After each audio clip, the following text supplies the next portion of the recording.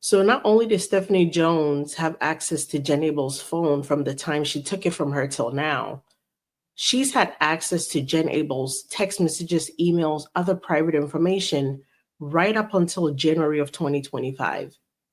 I mean, what? All her private communications?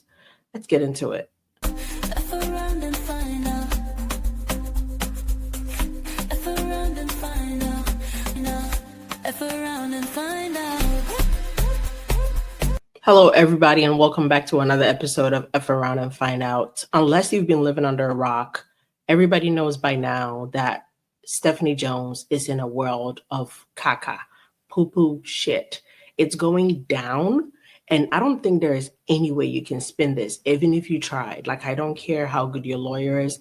This looks bad either way you slice it. If you don't know what's going on, this headline makes no sense to you. If you know what's going on, you know exactly what this headline is talking about. So to make it very, very simple for you, we all remember Jen Abel, who worked for Stephanie Jones, was Justin Baldoni's contact at Stephanie Jones' firm, correct? Check. Jen Abel decided to quit when she went to the office on a certain day in August. Stephanie Jones had some goons there. They took Jen Abel's phone. She left shaking. They searched her, all that good stuff. She never went back. That was her last day on the job, correct? Okay. No, now though, is some way, somehow, even after Jen Abel switched phone numbers, her iCloud was tangled with her other phone number in a weird way. So when she was getting text messages on her new phone number, it turns out the text messages, emails, other stuff were going on the old phone that Stephanie Jones had access to right up until January of 2025. On August 21st, 2024, Wayfair learned that Jonesworks had suddenly terminated Abel, threatening her, seizing her phone, and marching her out of the Jonesworks LA office.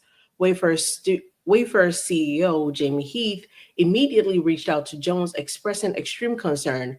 Jones brushed off his alarm and noted that Wayfair had an exclusive contract with Jonesworks through May 2025. I'm sure they've dissolved it by now, but at the time of this encounter, Jonesworks referred to Jamie and reminded him, by the way, you have an exclusive contract with us, which brings us to right now. What does this mean? With Jonesworks remembering and reminding Jamie Heath that they have a solid contract, what Jonesworks has done is what we call stepped in it. So this here I'm showing you is a copy of the Jonesworks contracts that they signed with Wayfair back in 2020, which was supposed to conclude in 2021, but it was set to automatically renew every other year. And right here in point 68, we find out the agreement provides throughout Wayfair's engagement of Jonesworks here under Wayfair may disclose or provide Jonesworks with confidential, proprietary, and or sensitive information about Wayfair, its customers, or other related parties. Confidential information. Jonesworks shall use reasonable and diligent efforts to keep confidential information confidential, provided that Jonesworks may disclose such information to third parties to the extent necessary to fulfill its obligation under this agreement or to its legal representatives. Jonesworks shall not, I repeat, Jonesworks shall not use such information for any purpose beyond the performance of Jonesworks services hereunder unless otherwise required by law or a court of competent jurisdiction. If there was a subpoena, which there technically wasn't, there was a fake one, but that doesn't count here. Notwithstanding the foregoing, Jonesworks is not liable for any third party's disclosure of Wayfair's confidential information, so long as third party did not obtain the confidential information as a result of Jonesworks' breach or failure to uphold its obligations hereunder. What does all this mean? All that means is Stephanie Jones is in a world of shit. Because this is saying, as long as I'm paying you, Jonesworks, to represent me, my best interest is the only thing you're worried about. You cannot use my information for nefarious reasons. You cannot break confidentiality to other parties unless, the law is involved. There's a subpoena, something like that. In this case, there wasn't. By Jonesworks telling Jamie Heath back in August, hey, by the way, you have an exclusive contract with me. Stephanie Jones cannot say, "Oh, I just thought when Jen Abel left, like our contract was null and void." No, you actually said it's exclusive, it's tight. We are bonded. While at the same time, you were going behind me, Wayfair, Jamie Heath, Justin Baldoni, and using Jen Abel's text messages against us. This is just messy. Wayfair has substantially performed all of its obligation under the agreement or was excused from doing so. Like I said, it was probably dissolved by now. Jonesworks and Jones breached the confidentiality provision by voluntarily and maliciously disclosing confidential information as defined in the agreement to third parties, including, without limitation, Leslie Sloan, Blake Lively, and Ryan Reynolds. Jonesworks and Jones are liable for the subsequent disclosure of said confidential information by third parties because they obtained the confidential information as a result of Jonesworks' breach or failure to hold its obligation under the agreement. The breach was not cured within the time provided in the agreement. As a direct and proximate result of foregoing breach, Wayfair suffered damages in the amount to be proven at trial. This point 64, following the fruitless search of Abel's laptop during, I guess, the lawyer demanded that Abel hand over her phone, after which security would escort her out of the building. Abel was ordered to provide the passcode, which she was told was solely to facilitate the release of her phone number. They asked her to give up her password. She gave it up because she really needed her phone number. She's like, keep your phone, keep whatever, but I need the phone number. It's attached to everything, her health insurance, her utilities, everything, right? While Abel had agreed to provide access to her laptop for a limited search in her presence, she did not consent to and was not asked to consent to a search of the content of the iPhone. Because Abel had been ambushed, she had not had sufficient warning or time to wipe personal information from the phone, deregister it from her personal iCloud or email accounts, or otherwise secure the vast troves of personal and private data accessible from it. She had no reason to believe Jonesworks would attempt to access such data, or she would not have turned the device over without making prior arrangements to secure it. It makes sense. If I know I'm coming into my office today and you're going to snatch my phone and you're going to take my laptop and you're going to dig through it, I'm deleting everything that I don't want my boss to see or that's important to me, and I don't want other people's hands on it. But she didn't have time to do all that because she didn't know on that fateful day this is what was going to happen when she walked into that office, right? Still shell-shocked, intimidated by Jones's lawyer and security team, and desperate to leave, Abel reluctantly handed over her phone and provided her passcode for the limited purpose of facilitating the transfer of her number. It would also allow Abel to get a new phone and move on with her life without undue disruption.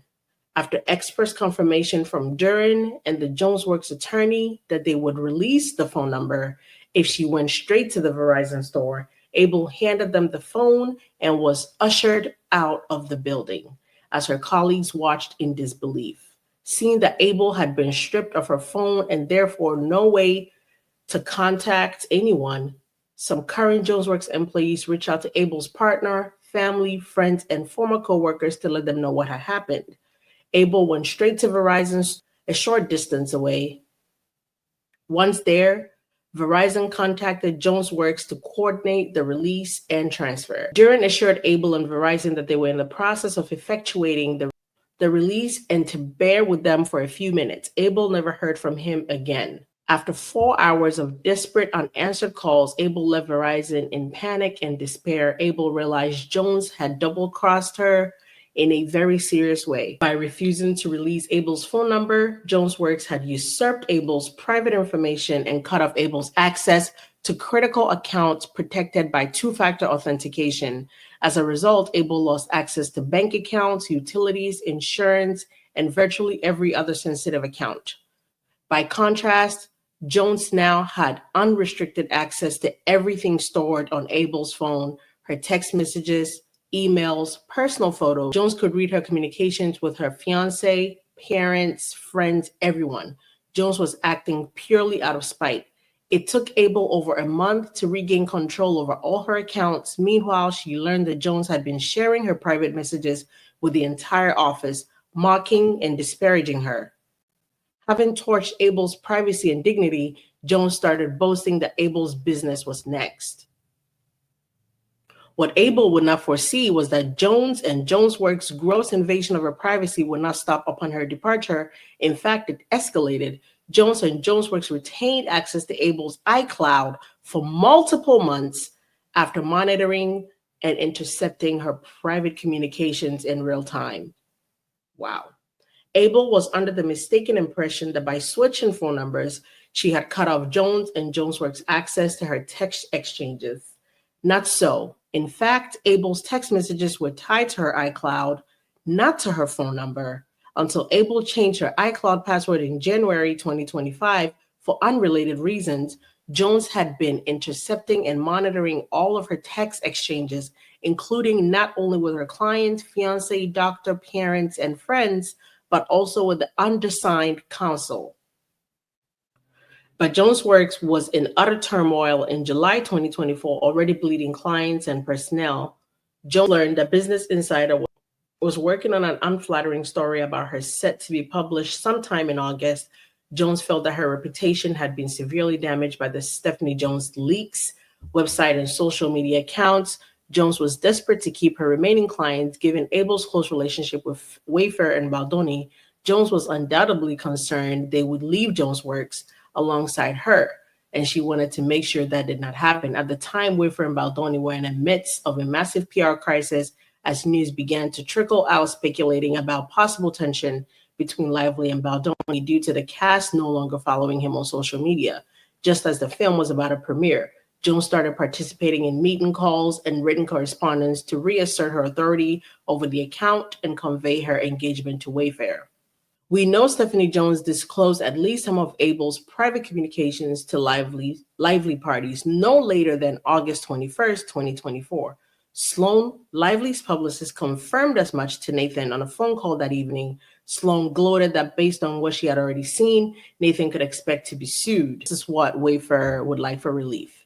Wherefore, counterclaimant Wayfair prays for the following relief: for a money judgment representing compensatory damages, including consequential damages, lost wages, earnings, and all other sums of money, together with interest, and those amounts in an amount to be proven at trial, for pre and post judgment interest, for punitive and exemplary damages, for attorney's fees and costs incurred by Wayfair as applicable, and for such other legal and equitable relief as the court deems appropriate. Demand for jury trial. So pretty much Stephanie Jones stepped in it, and now she has to pay up. I think fair is fair. You were not scared to open your mouth and blabber it. It's time to pony up, quite literally. So either square up, pay up, one of the ups. But either way, it's going up. This has been it for the amended complaint. I appreciate you for stopping by.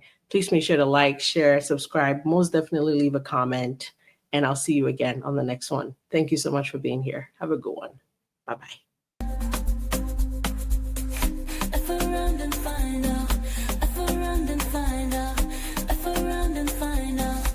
F around and find out.